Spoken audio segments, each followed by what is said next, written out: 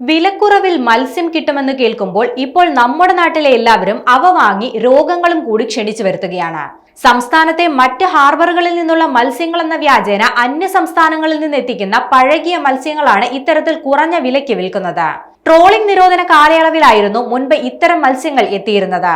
എന്നാൽ മത്സ്യങ്ങൾ സുലഭമായി ലഭിക്കുമ്പോഴും ചെറുകിട കച്ചവടക്കാരെയും ഉപഭോക്താക്കളെയും കബളിപ്പിച്ചുകൊണ്ട് ഇത്തരം മത്സ്യങ്ങൾ നമ്മുടെ നാട്ടിൽ പ്രവഹിക്കുകയാണ്.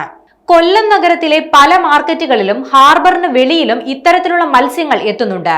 പഴയ മത്സ്യമായതിനാൽ കുറഞ്ഞ വിലയ്ക്ക് ലഭിക്കും. സർക്കാർ ഉടമസ്ഥതയിലുള്ള മത്സ്യഫെഡ് സ്റ്റോളുകളിലും ഗുണനിലവാരമില്ലാത്ത മത്സ്യങ്ങളുടെ വിൽപ്പന സജീവമാണെന്ന് ആരോപണമുണ്ട്. ഹാർബറുകളിൽ നിന്നും ഉൾനാടൻ മത്സ്യ കർഷകരിൽ നിന്നും നേരിട്ട് അതത് ദിവസത്തെ മീനുകൾ വിപണന കേന്ദ്രങ്ങളിൽ എത്തിച്ച് വിൽപ്പന നടത്തുന്ന വഞ്ചിയിൽ നിന്ന് അടുക്കളയിലേക്ക് പദ്ധതിയിലും അന്യസംസ്ഥാന മത്സ്യങ്ങളെയാണ് ആശ്രയിക്കുന്നത്. ഇത്തരം മത്സ്യങ്ങളുടെ വഴിയോര വിൽപ്പനയും വ്യാപകമായി തുടരുകയാണ്. പ്രാദേശിക മാർക്കറ്റുകളിൽ മതിയായ ശീതീകരണ സംവിധാനങ്ങൾ ഉണ്ടാകില്ല. ഐസ് ചേർത്താണ് ഇവിടങ്ങളിൽ മത്സ്യം സൂക്ഷിക്കുന്നത്. 1 കിലോ മത്സ്യത്തിന് 1 കിലോ ഐസ് എന്നതാണ് അനുപാതം. ഇത് പലപ്പോഴും പാലിക്കപ്പെടാറില്ല. ഫോർമാലിൻ ഉൾപ്പെടെയുള്ള രാസവസ്തുക്കൾ കലർത്തിയാൽ ദീർഘകാലം കേടുകൂടാതെ സൂക്ഷിക്കാനാകും. പഴകിയതാണെന്ന് ഒറ്റനോട്ടത്തിൽ മനസ്സിലാവുകയുമില്ല.